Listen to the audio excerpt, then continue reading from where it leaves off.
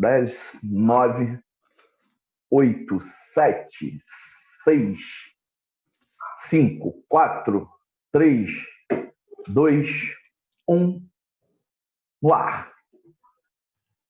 Fala, gente, tudo bem? Mais uma vez estamos aqui numa quinta-feira, hoje uma quinta-feira, uma noite muito agradável aqui no Rio de Janeiro, uma noite um pouco mais fria, né? Mais uma vez nos reunimos aqui nesse nosso encontro marcado, no nosso encontro virtual das quintas-feiras na parte da noite, quando, por conta dessa pandemia, todos nós fomos forçados a manter aí uma postura de isolamento para garantir a nossa saúde, né? Para a gente poder se proteger aí e não correr o risco da contaminação dessa doença tão terrível que é o coronavírus. E hoje, como não é diferente, aliás, hoje a gente tem novidade, vocês estão vendo aqui, sejam todos muito bem-vindos. Aqui a cozinha da minha irmã, estou gravando diretamente da cozinha, então hoje é um papo de cozinha, literalmente. Sejam muito bem-vindos aqui à nossa cozinha. Como vocês sabem, a internet no Rio de Janeiro ela não anda muito boa, né? Ela vem oscilando muito e a minha internet também não é diferente. E eu descobri esse verdadeiro santuário, esse refúgio para as transmissões, e a partir de agora eu vou fazer sempre aqui da cozinha na casa da minha irmã, até a hora que ela me expulsar, né? Que ela quiser fazer comida e me expulsar daqui. Mas todos vocês são muito bem-vindos aqui nessa cozinha. E hoje a gente vai fazer um super papo aqui, né? Já se tornou habitual aqui no nosso canal a gente fazer papos muito legais, e hoje não vai ser diferente. Hoje a gente vai estar recebendo aqui um cara que é dos parlamentares hoje, eu posso dizer para vocês, dos parlamentares mais destacados hoje, de uma nova forma de construir a política, né? É um parlamentar do Paraná, ele é deputado estadual, foi vereador, foi o único vereador, gente, de Curitiba que se elegeu deputado estadual na última legislatura, o que mostra que ele teve um grande destaque lá na legislatura como vereador na cidade de Curitiba. Curitiba é uma cidade muito aconchegante, né, que tem aí, inclusive, questões urbanas já muito definidas, muito avançadas em relação a muitas cidades do Brasil, mas que a gente sabe também que, nesse momento, existem algumas dificuldades também nessa infraestrutura lá na cidade de Curitiba. E esse deputado, ele é uma das caras da nova geração do trabalhismo. Ele é um ecotrabalhista, ele é um cara, é um ambientalista, um ativista da luta por cidades melhores, cidades mais qualificadas, cidades mais humanas, cidades que tenham capacidade de garantir qualidade de vida, né, e serem acolhedoras para todos nós. Então, eu quero apresentar para vocês, seja muito bem-vindo aqui, meu amigo, companheiro, deputado estadual Goura, do PDT do Paraná, nosso líder lá no PDT do Paraná. Boa noite, meu amigo. Como é que está a vida aí em meio a essa pandemia, nessa cidade tão acolhedora que é Curitiba, mas que eu sei que tem passado também alguns maus momentos nos últimos tempos. Para quem não conhece, é minha irmã, ó, passando aqui atrás. Saudações, Everton, tudo bem? Você está me escutando? Está tudo bem? Perfeitamente. Aqui? O áudio? Tudo ok. Maravilha. Bom, deixa eu te dar uma boa noite aqui, antes de tudo. Boa noite a todo mundo que está acompanhando a gente aqui no teu canal e no nosso também, do nosso mandato. Isso, verdade. Eu estou com inveja de você aqui, eu estou com blusa, estou com cachecol aqui. Está um dos dias mais frios do ano aqui em Curitiba, está uma garoa fria. Mas é bom que está chovendo, a gente está passando pela uma das maiores estiagens históricas aqui do Paraná. O Paraná está declarado oficialmente emergência hídrica até o final do ano. Mas é isso, a gente vai falar desses temas aí que você abriu aqui. É um prazer estar contigo, cara. Você é uma pessoa que eu admiro pelo trabalho aqui. A gente se conhece pouco, mas dentro do PDT eu vejo que você é uma voz que está sempre trazendo debates e discussões, deputado Túlio, lá em Pernambuco, que está também representando todos nós aí na Câmara, e eu fico muito honrado de estar aqui junto, assim, eu acho que o momento, Everton, é de tristeza, de ansiedade, a situação que a gente está passando no Brasil é muito grave, né? Essa crise sanitária, essa crise de saúde pública, a crise ambiental, a crise política se acentuando cada vez mais. e eu acho que a gente tem que reafirmar aqui o papel do diálogo, da construção, da pauta persistente em cima de pontos, e é isso que o PDT representa para mim, assim, um partido de persistência, de relevância, e eu vejo em ti assim essa possibilidade, junto com Túlio, junto com outros parlamentares e ativistas e militantes aqui do partido e do campo, eu diria, da gente estreitar relações. Obviamente que a realidade de Curitiba, do Paraná, é muito diferente do Rio, da capital, e de todo o estado como um todo, mas eu acho que tem muitas coisas que a gente pode se beneficiar dessas trocas. Assim. Então, estamos juntos, obrigado pelo convite e vamos fortalecer. Legal, Gora, legal, muito legal. Mais uma vez, pô, bem-vindo aí, esse papo vai ser... Papo promete, hein, gente? A gente vai discutir hoje aqui questões muito importantes para a vida nas grandes cidades aí, principalmente. O Gora é um cara que tem um mandato aí muito focado nas questões urbanas. Eu tenho certeza que ele vai trazer aqui informações que vão ser compartilhadas, que a gente pode pensar para muitas cidades do nosso país, e aqui, especialmente, no meu caso, aqui para o Rio de Janeiro. Gora, eu quero começar. Eu sei que você, além desse super deputado dessa nova geração, né, que pensa a política de forma muito generosa, eu acho que isso é uma coisa que distingue muito essa geração que eu acho que você representa, que o Túlio representa, né? Que outras pessoas, inclusive de fora do PDT também, outros companheiros acabam representando, né? Que é a questão de pensar a política de uma forma generosa, né? Você é um cara que pensa generoso e, por conta disso, né, você pensa modelos de cidade que são modelos muito generosos. E hoje aqui nosso tema é discutir cidades para as pessoas. Você é um cicloativista. Eu acompanho você bem de perto, eu sei que você é um cicloativista. Então eu quero começar inspirado, não sei se você está acompanhando, mas inspirado na volta do meu grande ídolo tricolor, o Fred. O Fred está voltando para o Fluminense e ele está fazendo isso como um ativista da bicicleta. Ele pegou a bicicleta lá em Minas Gerais, lá em Belo Horizonte, está vindo de Belo Horizonte até o Rio de Janeiro. Quem não está acompanhando, vai nas redes do Fred, que vai ver lá, está vindo até o Rio de Janeiro, fazendo uma grande campanha de solidariedade. A cada quilômetro que o Fred anda, as empresas que estão patrocinando distribuem cestas básicas para as pessoas que estão precisando nesse momento difícil. Então, assim, muito legal essa postura do Fred. E calhou da gente bater esse papo contigo, que é um cicloativista. Eu queria que você falasse um pouquinho, né? O Rio de Janeiro, Gora, ele é, talvez você possa me corrigir nisso, ainda uma das cidades com a maior malha cicloviária. Sim. Mas nós temos aqui um grande problema em relação a isso, que é o quê? Essa malha, ela liga o nada a lugar nenhum, né? Então, nós temos ali ciclovias que acabam funcionando muito mais como uma via de passeio do que ali uma ciclovia que seja mais funcional, garantindo, por exemplo, que o trabalhador possa ir e voltar das suas casas. Sim, né? sim. E eu conheci realidades diferentes. Eu estive em Copenhague e vi lá a questão da bicicleta, como é utilizada. Na própria China, né, a bicicleta é largamente utilizada, né? E eu sei que você é um cara que defende muito isso, inclusive vem defendendo que nesse momento da pandemia, né, como uma medida sanitária, que a gente construa ciclofaixas temporárias nas nossas cidades. Né? Eu vi alguns posts seus, você citando a Anne Hidalgo lá em Paris, você citando aqui também a Colômbia. Eu queria que você falasse um pouquinho disso, do potencial da bicicleta nesse momento da pandemia e a bicicleta como política pública para as grandes cidades do nosso país.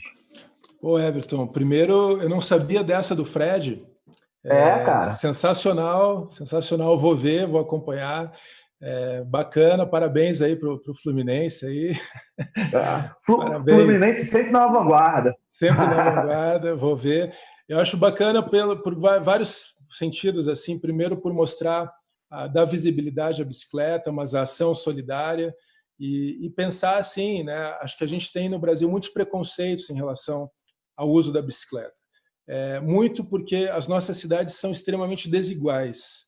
As nossas cidades, nas últimas décadas, assim, elas foram acentuando cada vez mais a desigualdade presente no Rio. Curitiba se coloca e a gente acha que é uma cidade como de primeiro mundo, em pleno desenvolvimento, que tem um urbanismo modelo, mas é uma das cidades, na real, mais violenta do Brasil, é uma das cidades mais desiguais do Brasil, a gente convive, só que de forma mais escondida, né? Diferente aí do Rio, que talvez a realidade esteja mais presente. Sim, sim. Você tem aqui em Curitiba, a situação da exclusão, ela é bem acentuada também, e a bicicleta acabou sendo historicamente vista como uma coisa de quem não pôde ter um acesso ao automóvel, de quem não é pobre, de quem não tem renda para comprar um carro, e, consequentemente, num país que mede o sucesso de uma pessoa pelas suas posses, pelos seus bens, pelas suas propriedades,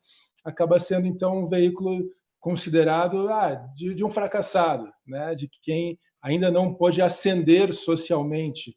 E a gente viu até como políticas públicas, assim, nesses tempos todos, de que para recorrer para ajudar a economia, o que se faz? Dá isenção para a indústria automotiva, para facilitar o acesso ao carro.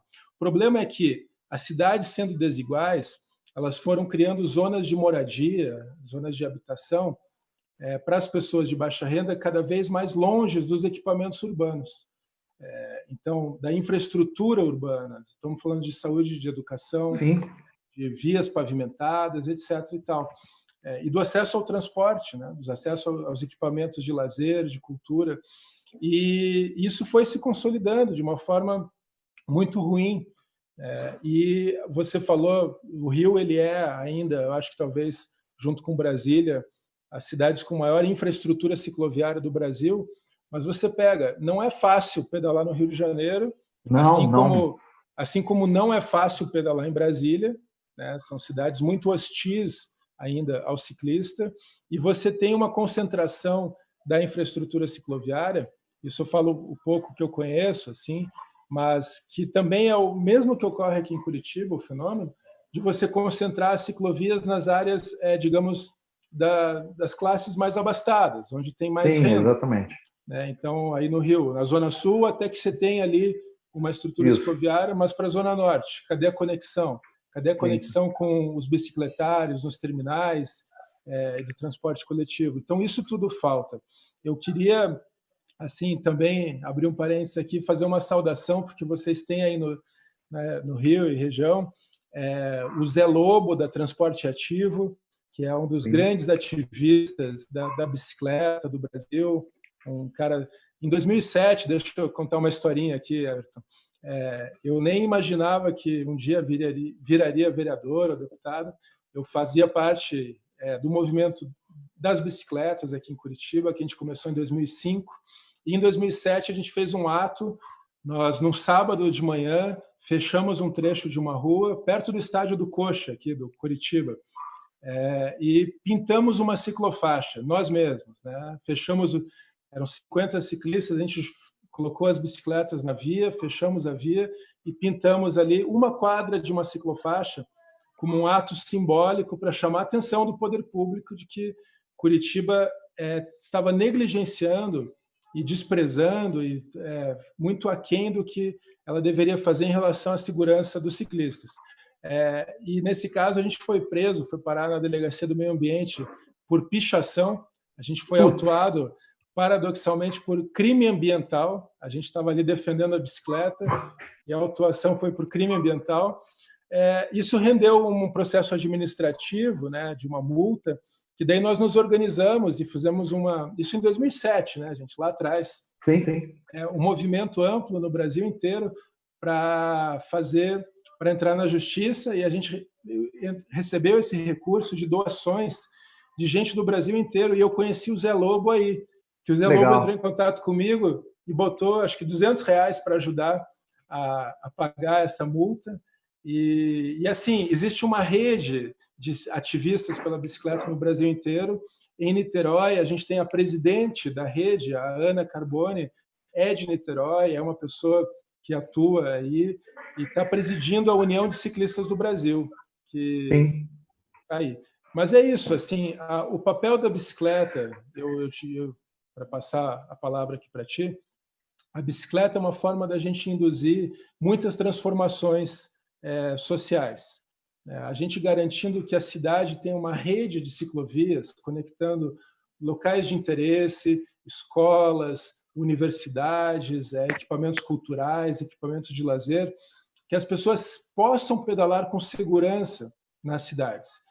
E a gente está falando aqui, aí é um ponto importante, de garantir que essas redes, essa grande rede cicloviária, ela conecte toda a cidade. Não pode ficar só num bairro nobre, não. Ela tem que chegar em toda a cidade para que o trabalhador tenha segurança, para que o atleta tenha segurança, para que a pessoa que quer pedalar para passear tenha segurança, que um universitário possa ir para a universidade de bicicleta. Então, essa é o papel, eu diria, revolucionário, porque, junto com isso, a gente está falando do direito à cidade. E, para muita gente, a tarifa do transporte coletivo, do metrô, do ônibus, ela é cara. Ela se torna, assim, você contar o acumulado do mês, é muito. E a bicicleta, além de promover a mobilidade individual, ela favorece a saúde individual. A pessoa combate o sedentarismo, ela chega mais disposta ao trabalho. Então, só traz benefícios. Cada bicicleta é um carro a menos, poluindo.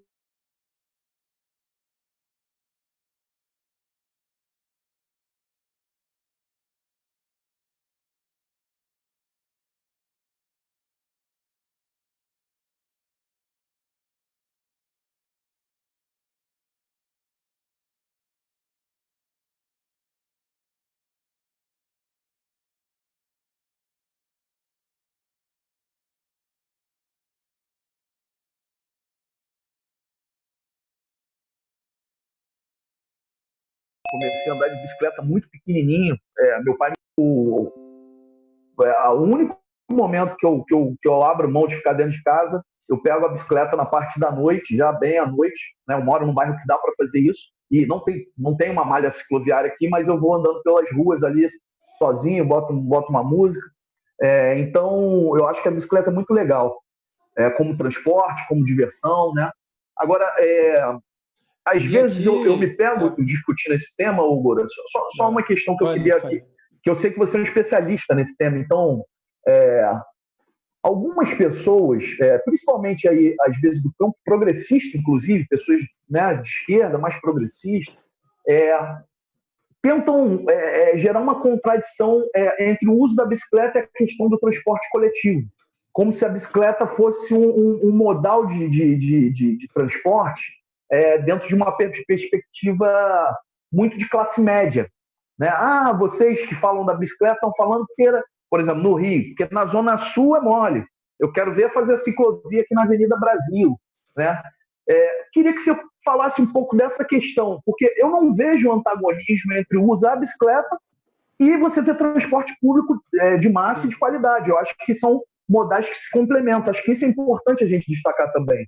Não sei qual a tua visão sobre isso. Acho bem pertinente o que você coloca, Everton, e faz todo sentido, porque a gente está falando de um contexto, como eu trouxe aqui no início, de cidades muito desiguais. As cidades latino-americanas, as grandes metrópoles, elas compartilham, elas têm em comum entre si a desigualdade, né? E com isso você tem um urbanismo hostil, um urbanismo violento, um urbanismo da segregação, um urbanismo que em muitos locais o Estado se manifesta apenas pela polícia, não se manifesta, né, pela educação, pela cultura.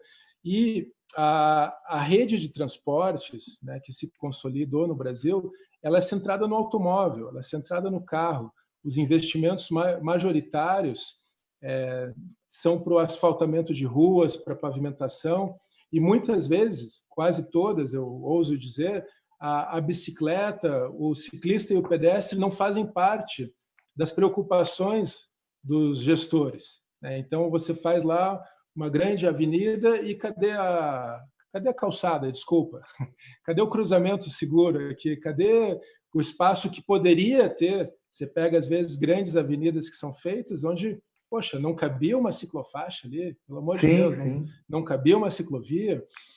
Mas isso acaba passando, né? Então, é recente, se a gente analisar, desde o Código de Trânsito de 97. tá? A lei que prevê a bicicleta como veículo já tem muitos avanços importantíssimos no Código de Trânsito, mas em 2012 a gente tem a Lei de Mobilidade Urbana, que é a lei que fala que na hierarquia de investimentos a prioridade deve ser do não motorizado sobre o motorizado e do transporte coletivo sobre o individual.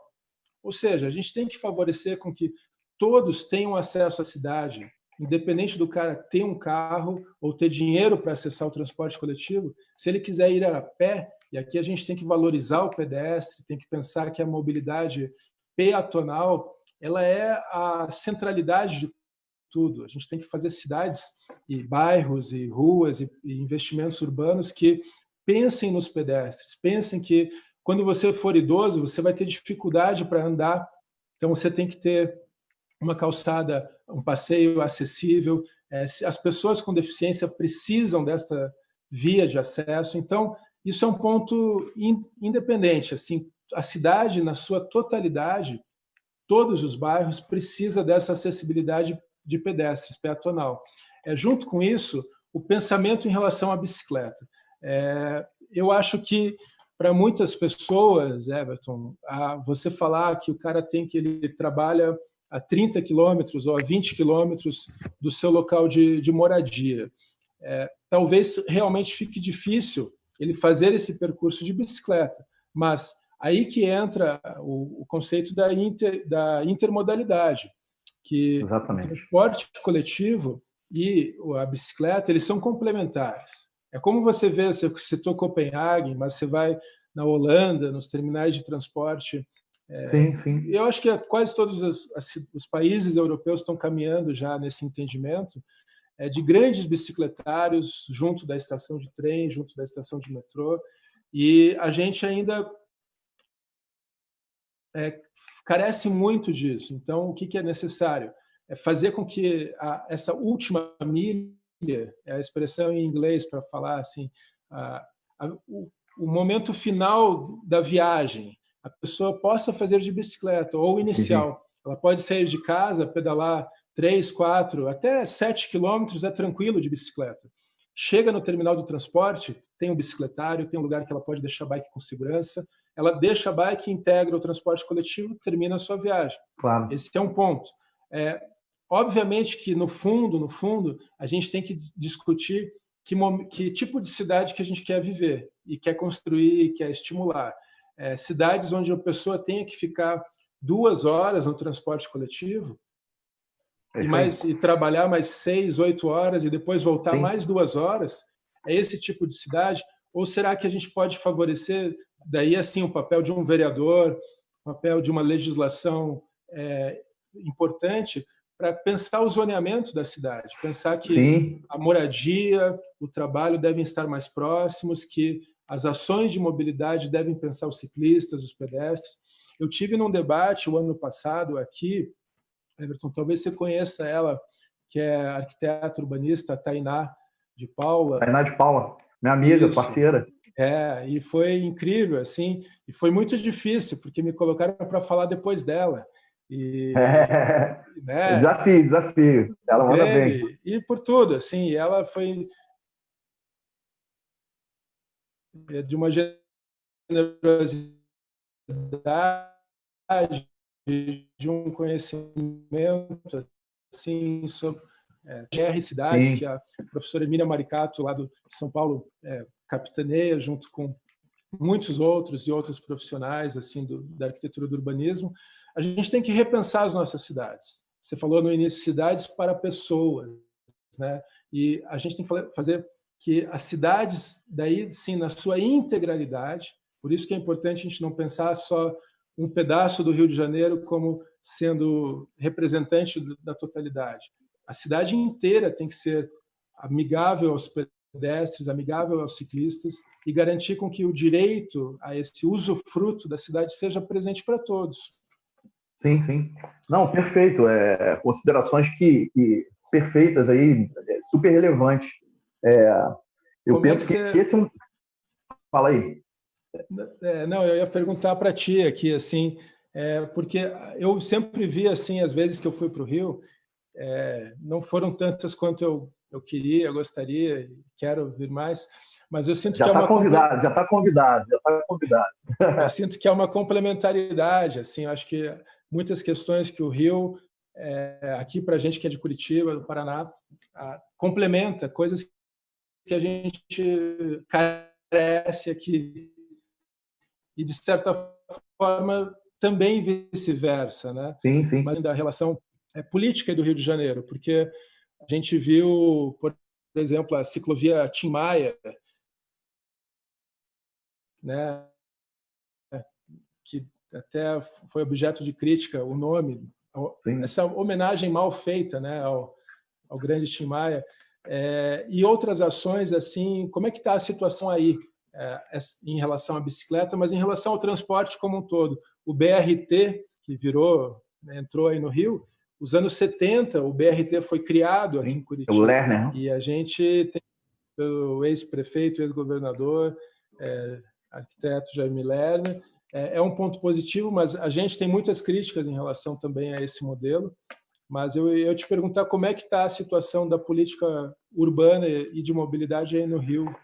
Cara, nesse momento a gente... Uma perguntinha simples, assim, né? Não, nesse momento, o Rio de Janeiro passa por um momento muito difícil, Boa. Eu diria que a gente tem um apagão da gestão pública aqui no Rio de Janeiro, e aí não só fixando no estrito território da cidade do Rio de Janeiro, mas falando do Rio de Janeiro como um todo, do estado, da cidade. Primeiro, assim, você vê, né? A gente concentra aqui no Rio de Janeiro um verdadeiro triângulo das Bermudas, quando o assunto é gestor público. A gente, né, o Witzel, o governador, e o Bolsonaro, que é presidente aqui do Rio de Janeiro. Então você vê que aqui a gente está num verdadeiro caldeirão. Do ponto de vista da política urbana, nós ainda, infelizmente, vivemos aqui na nossa cidade um problema que já vem sendo discutido e falado já há muitos e muitos anos. Você recorda, com certeza recorda daquela expressão que ficou famosa no livro do me fugiu o nome agora, no livro do Zuenir Ventura, que era aquela expressão da cidade partida, né? Infelizmente, aqui o Rio de Janeiro ele continua sendo aquela cidade partida que o Zuenir falava ali ainda nos anos 80, né? Então, a gente chegou no século XXI e essa realidade ela se transformou muito pouco ou nada em muitos aspectos. Para além disso, nós temos um fenômeno hoje no Rio que causa muita preocupação por grupos armados, sejam eles ligados ao tráfico de drogas, sejam eles ligados às milícias. Em algumas regiões, o tráfico de drogas e as milícias se associaram, inclusive. Né? Inclusive provocando fenômenos... e eu sei que você é um cara que também tem toda a questão da espiritualidade, da religiosidade, né? Você é Hare Krishna. Por exemplo, existem territórios aqui no Rio de Janeiro, na Zona Norte, onde o tráfico e a milícia se associam, que, por exemplo, eles hoje impedem a liberdade religiosa. Então, no outro dia eu recebi uma denúncia sobre isso. A gente tem um bairro aqui do Rio de Janeiro, na Zona Norte, bairro de Quintino, né? Houve uma tomada das áreas pobres, dos morros, né, das favelas desse bairro, e esse bairro está dividido entre o tráfico e a milícia, que dialogam ali entre eles. E eles estão expulsando, nesse momento, todas as casas de religiões de matriz afro-brasileira, né? E aí, por exemplo, lá tem uma casa de Umbanda, que foi uma das informações que chegou para mim, que ela tem mais de 100 anos. E eles estão proibidos de exercerem, praticarem ali a sua religiosidade, né? Que aquilo que é algo extremamente do íntimo de cada ser, né? Como é que ele se liga, né, com o divino, com a espiritualidade, né? Então, eu diria que a questão democrática no Rio de Janeiro hoje, ela dá passos muito largos para um cerceamento da vida na cidade do Rio de Janeiro, né? Nós já tínhamos problemas estruturais históricos, né? Que hoje né? Quando, por exemplo, a gente tem aí, batendo a nossa porta, uma emergência climática, né? Provocada pelo aquecimento global, né? Pela política das emissões não controlada, né? Isso se agrava muito, por exemplo, aqui no Rio de Janeiro, Sim. porque nós temos aqui como uma das características das áreas populares, é ao contrário de outras cidades do Brasil, que também tem áreas pobres, né? Favelas, mas muitas que são favelas planas. Nós temos favelas planas no Rio, mas a nossa geografia, né, o urbanismo no Rio de Janeiro, ele já desde o primeiro momento ele é um grande desafio. O Rio de Janeiro ele é um grande desafio, porque nós somos uma cidade espremida entre o mar e a montanha, e a Baía de Guanabara, o mar e a montanha, e muitos alagados. Então, somente uma grande engenhosidade do ponto de vista do urbanismo, da arquitetura, né, conseguiu construir uma cidade aqui. Só que isso, né, o processo histórico social do Brasil, isso gerou contradições muito fortes, né? Como você falou, aqui no Rio de Janeiro a gente tem regiões da cidade do Rio de Janeiro que tem o IDH comparado ao IDH dos países nórdicos. Se você vai na Gávea, que é o bairro aqui da Zona Sul, né, ele tem o IDH parecido com a Noruega. Se você vai na Mangueira, na Rocinha, você tem o IDH menor, às vezes, do que países subsaarianos, da África subsaariana, né? E isso não é assim como em São Paulo acontece, né? Você tem lá a Zona Leste, você tem ali aquela área ali do Morumbi e tal. Não, no Rio de Janeiro, o cara está em São Conrado, está do lado da Rocinha, né? É uma contradição, é uma cidade com muitas contradições, né? A emergência climática batendo na nossa porta agora, você imagina, toda grande chuva no Rio de Janeiro inunda a cidade toda, né? O processo, a possibilidade de desbarrancamentos. Não, eu ia te jogar assim também, porque acho que a pandemia ela está escancarando a desigualdade, né? Assim, muito. Você falar para fique em casa, beleza, tá legal, vou ficar em casa, mas a minha casa comporta que a minha família inteira fique em casa, e você está trazendo uma realidade aqui que muitas desses bairros, das comunidades, não existe, né, essa possibilidade. Sim, então, sim.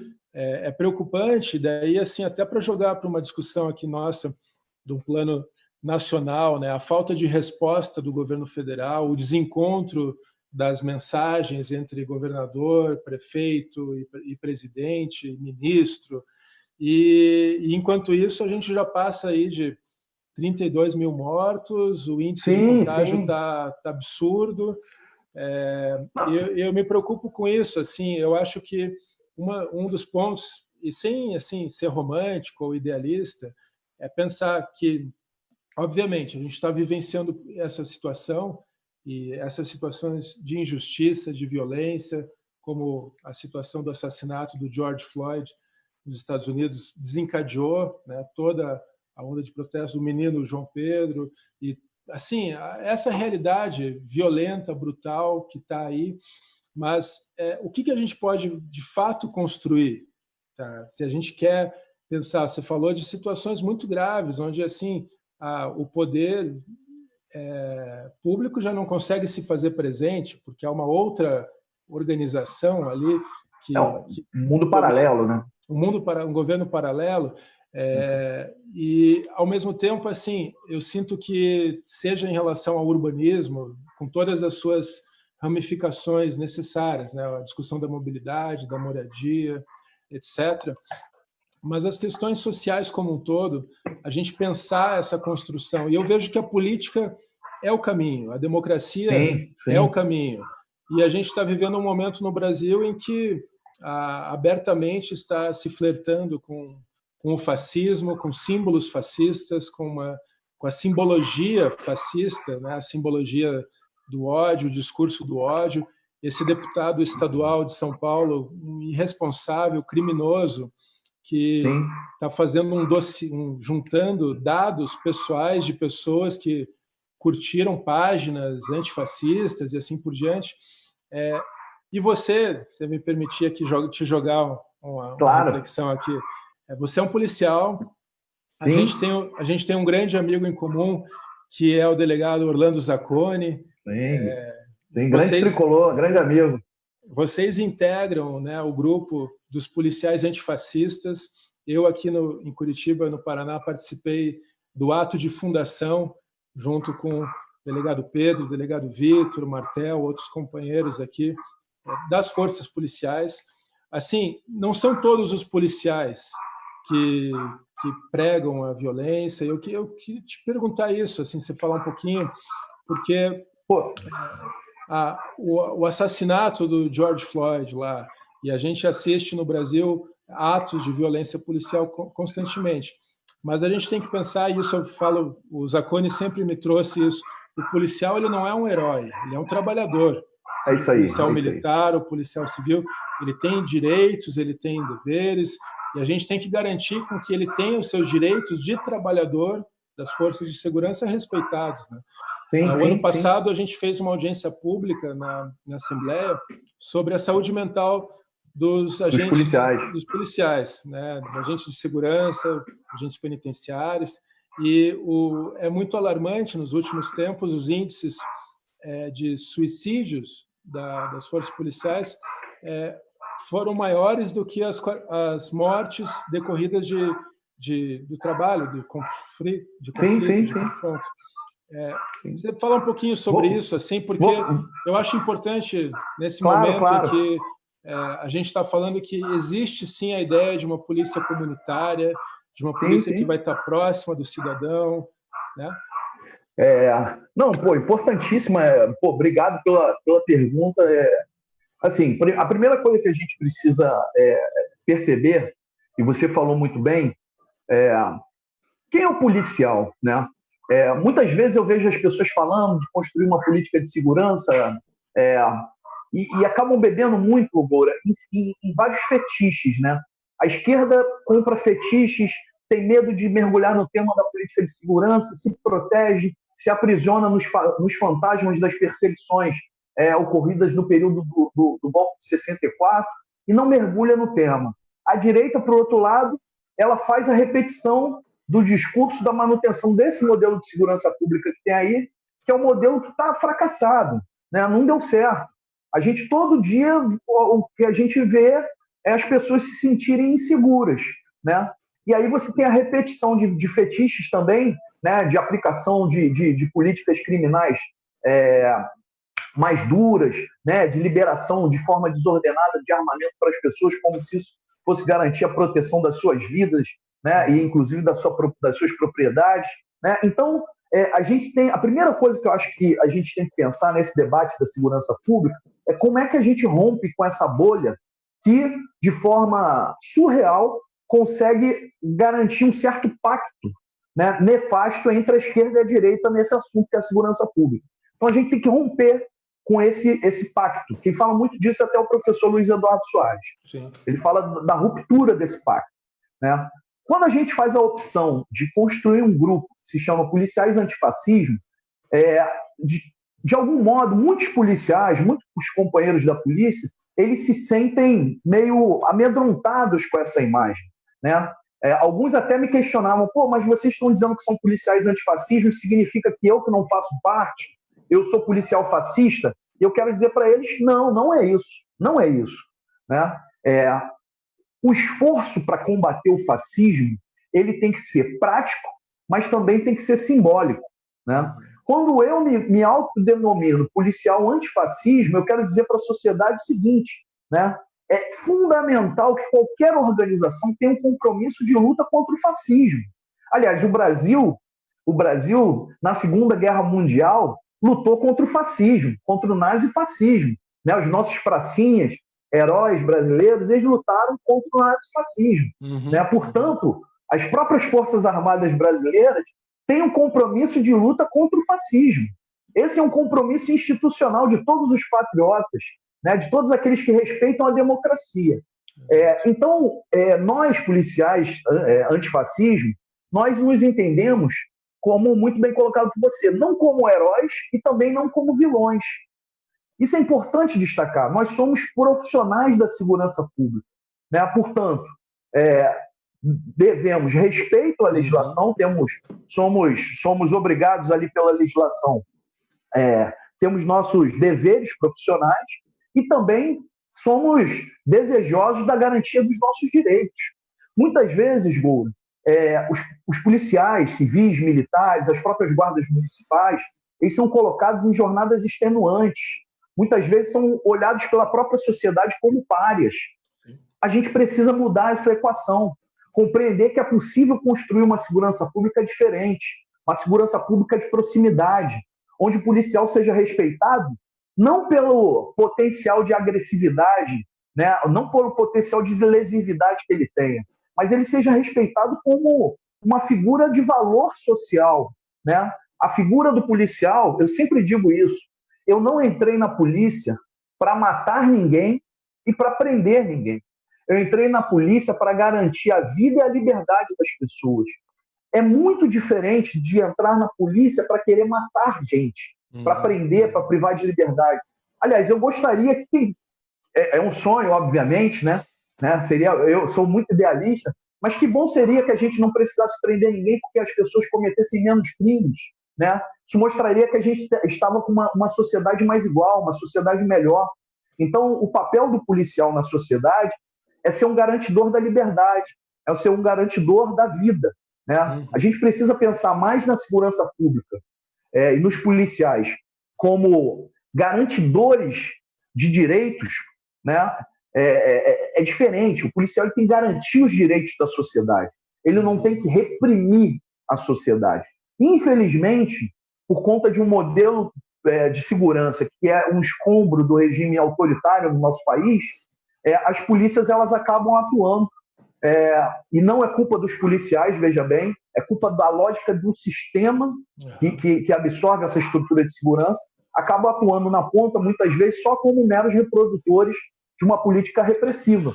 Né? E viu, Everton, você falou do Triângulo das Bermudas aí, né? Vocês, assim, eles romperam agora, né? Mas o governador e o presidente estavam alinhados nesse discurso dessa polícia repressiva. Acho que ainda são, acho que nisso eles ainda são parceiros, né? Sim, você lembra agora que o governador aqui no Rio, muito aliado com o discurso do bolsonarismo, ele assumiu defendendo uma política de snipers e ele falava muito do tiro na cabecinha, né? Sim. Então, assim, agora você vê também como é que são as coisas. Precisou acontecer um fato, uma violência lá nos Estados Unidos para chamar a atenção, talvez, de uma parcela da nossa sociedade para uma violência que acontece todos os dias nas nossas grandes cidades, né? Quantos jovens morreram aí por conta de ações desastrosas do aparato de segurança pública no Brasil? Aqui no Rio de Janeiro, nos últimos dias, as vidas foram perdidas. E também nesse debate é importante a gente chamar a atenção, Gora.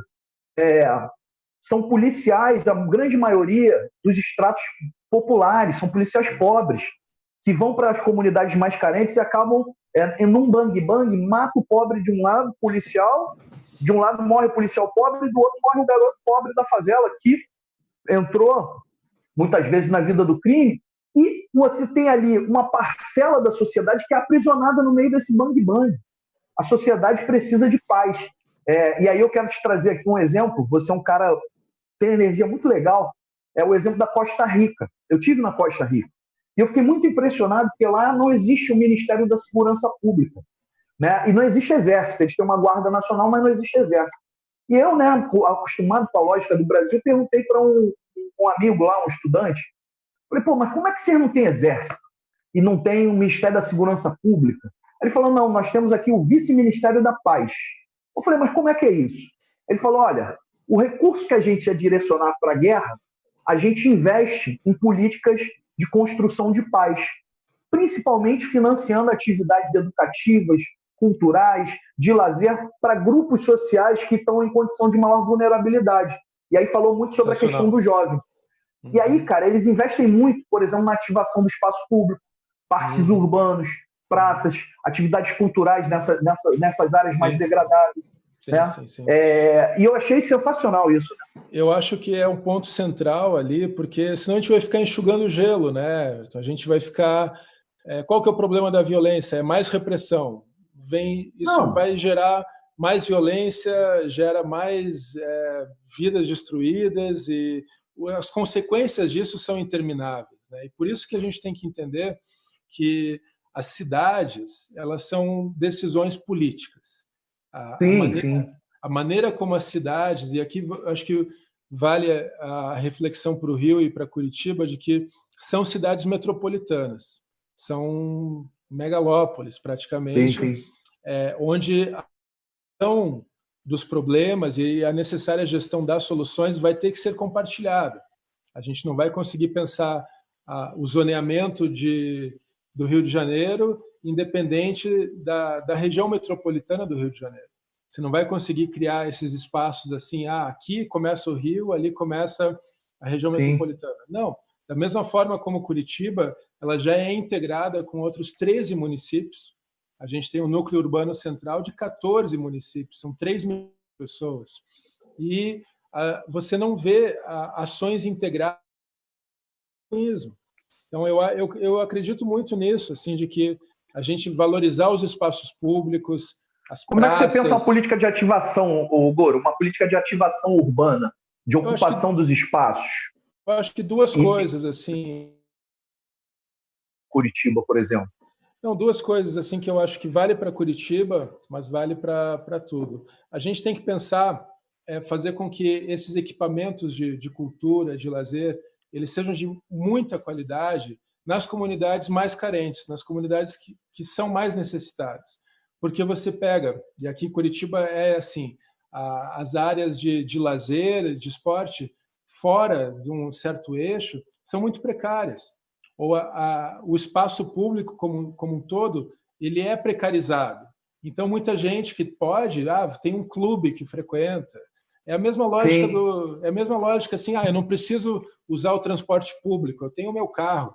Então, eu também não preciso usar a praça pública, eu tenho o meu condomínio, eu tenho a minha praça, aqui no meu prédio eu tenho tudo que eu preciso, então eu não vivencio a cidade. E, assim, é uma premissa, você só vai passar a cuidar daquilo que você ama, daquilo que você gosta. E você só passa a gostar de alguma coisa que você conhece. Se você não conhece a cidade, você não vai começar a desenvolver uma relação afetiva com ela. E essa relação é a condição para o cuidado existir. E o cuidado, eu diria, é a condição da política, para a política qualificada, né? Então, eu acho que um dos caminhos é a gente pensar isso, o destino de alocação de investimentos, de equipamentos de cultura, de lazer, de esporte, nos espaços públicos, principalmente nas áreas carentes. Isso conecta com a ideia também de você criar grandes estruturas cicloviárias de altíssima qualidade para essas comunidades, sabe? Então, você vai mostrar que, olha, o Estado vai chegar aqui, o poder público vai chegar aqui, garantindo com que o teu filho possa ir de bike para a escola, com que o teu irmão, que é cadeirante, possa se deslocar aqui na comunidade com dignidade. E assim por diante. Eu acho que o caminho para a gente romper esse ciclo de cidades violentas é criar, você falou aqui, ministérios da paz, é criar uma cultura da paz. E essa cultura ela tem que ser pensada tanto num nível coletivo, da saúde mental. Por isso, assim, a gente tem que falar de saúde mental, a gente tem que discutir isso para a coletividade, mas também individualmente, né? Assim, isso é um ensinamento do yoga, você falou ali, né? Eu estudo yoga faz 24 anos aí que eu estou estudando. Eu fiz uma aula. Porra, só isso, cara. Eu tenho dificuldade na concentração. Mas não é só você. Junto com o Zacone, a gente integra aí os Hare Krishnas antifascistas também. Opa! E o yoga fala assim que é necessário que a gente olhe para si, que a gente cuide de si, e dessa forma você vai ter, através desse cuidado de si, um cuidado com a tua comunidade. A gente tem que expandir.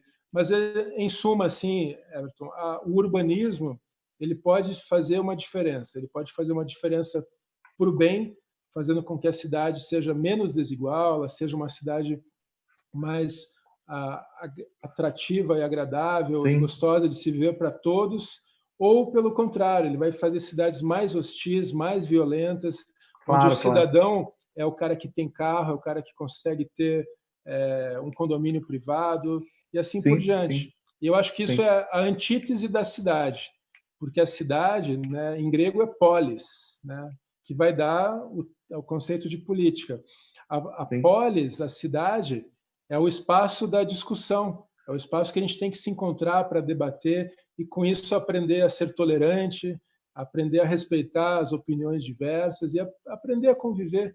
E acho que é isso que está faltando realmente para a gente.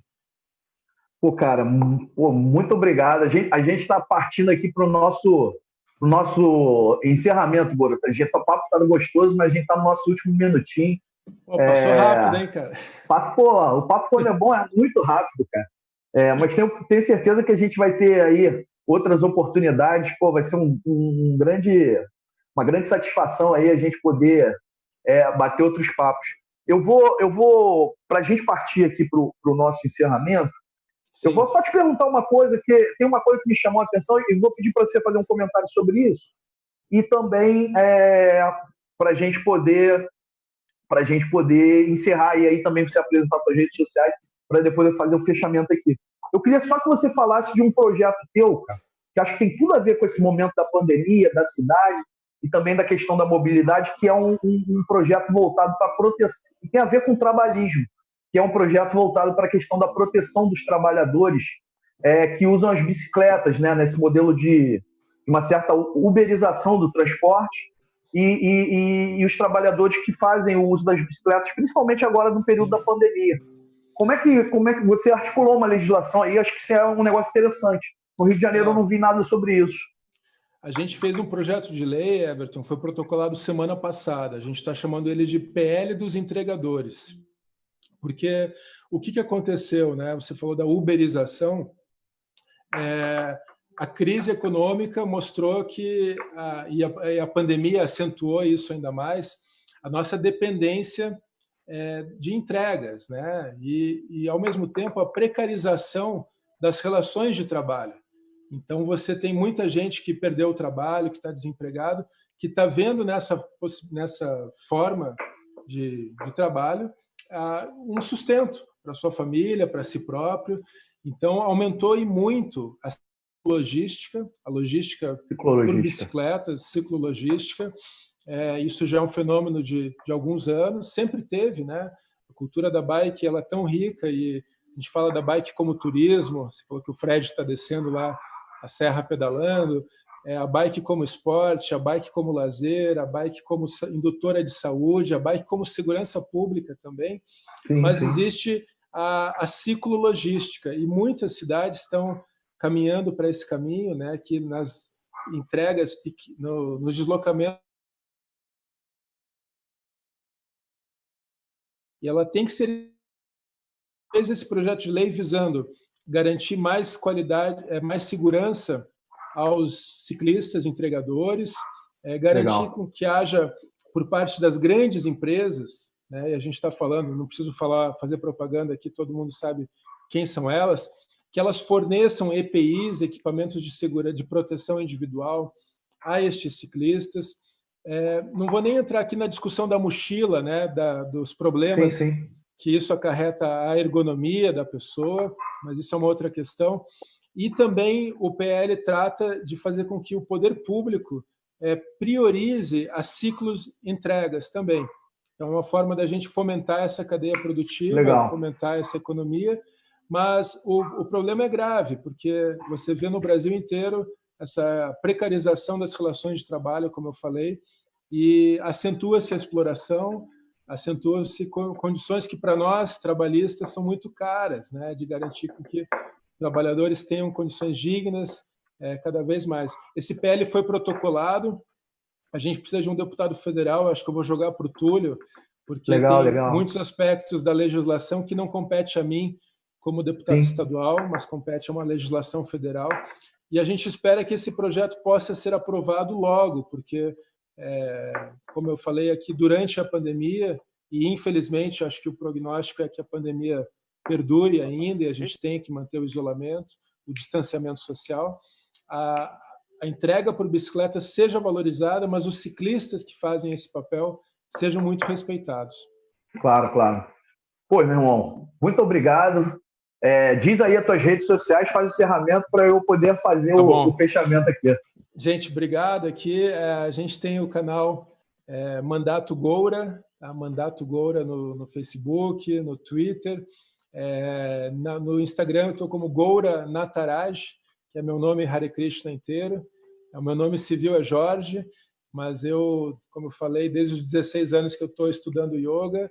Aos 18 anos eu fui iniciado pelo meu guru, pelo meu mestre do yoga, e Goura Nataraj é um nome relacionado a Krishna, é o nome de Deus, e eu uso esse nome desde então.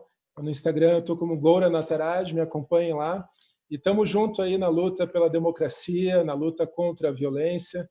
E obrigado, Everton, pela oportunidade da gente fazer esse papo tão bacana. Isso assim, é tão legal e tanta troca que nem vê o tempo passar aqui. Não, Tamo com junto. certeza, cara.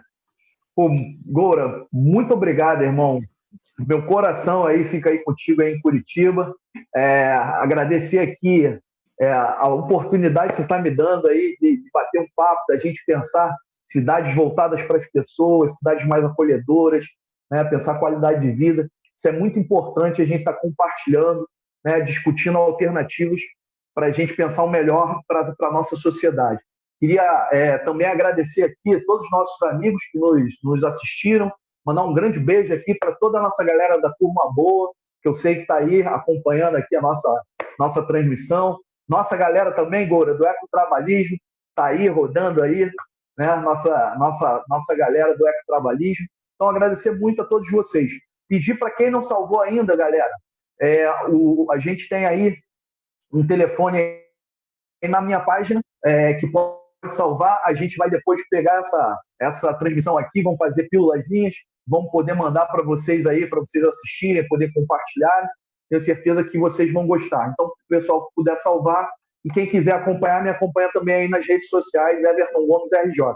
E até a próxima quinta-feira, quando a gente vai fazer aqui um outro grande papo, tenho certeza que muito agradável como esse. Grande abraço, Goura. Grande abraço, pessoal.